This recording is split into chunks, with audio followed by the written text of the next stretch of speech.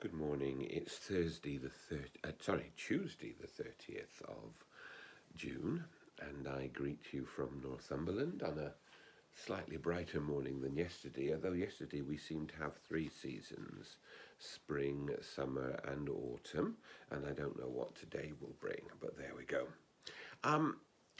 We had a whole sort of set of Saints' Days last week, and we actually come back to the ordinary cycle of readings today.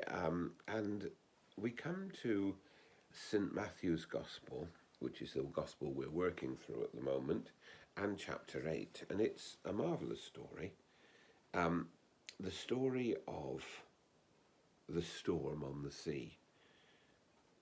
It was so violent that the waves were breaking right over the boat.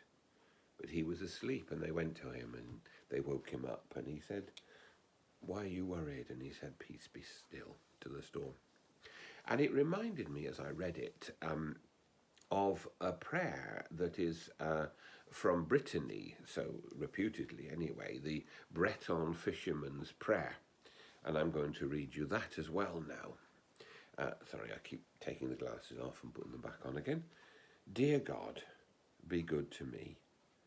The sea is so wide, and my boat is so small.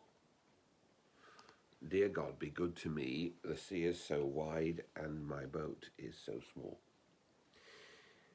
Most of the messages I've got from different people over the weekend, as I asked people what they thought about the reopening, were fearful. I have to say this.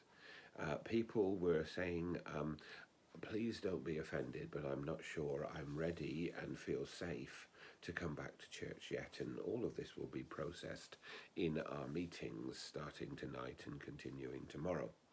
But people were apologizing to me for this feeling. And I was saying to them, please don't apologize. Please say what you feel, because it's very important as we move forward. And I do feel that the amazing thing is that after 12 weeks of lockdown and an improved situation, no doubt, so many people are still very, very fearful, because the fear is that we have not really got on top of the whole crisis with COVID. Things are better. Here in Northumberland, there'd been no deaths for 5 days.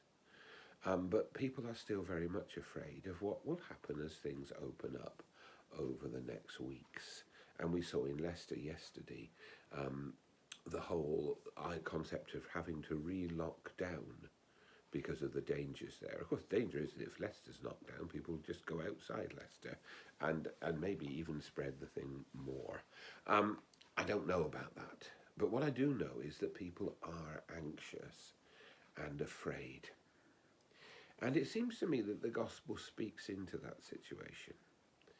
And it's saying to us, I think, that we have to put our trust in Jesus, yes, but above all, we have to be careful.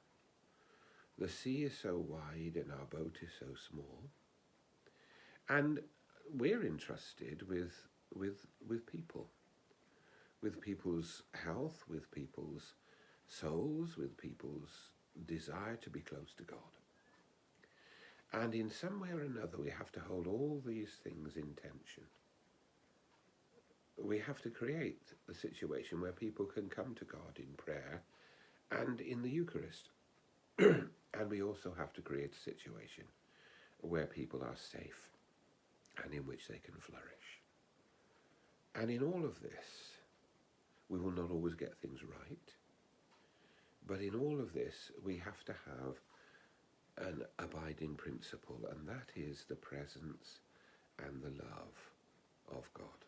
I go back to Julian of Norwich, who we were reading over 100 days ago, or 100 days ago at least, saying to us that we will not be overcome, and that when we fall, God will pick us up, and that above all, Christ is with us. In his presence will hold on to us.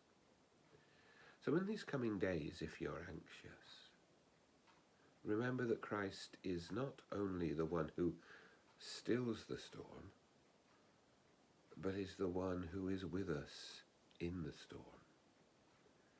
And that although our boat may seem small and fragile, we travel with Christ, and his love enfolds us. May he bless us and guide us as we move through these perplexing times.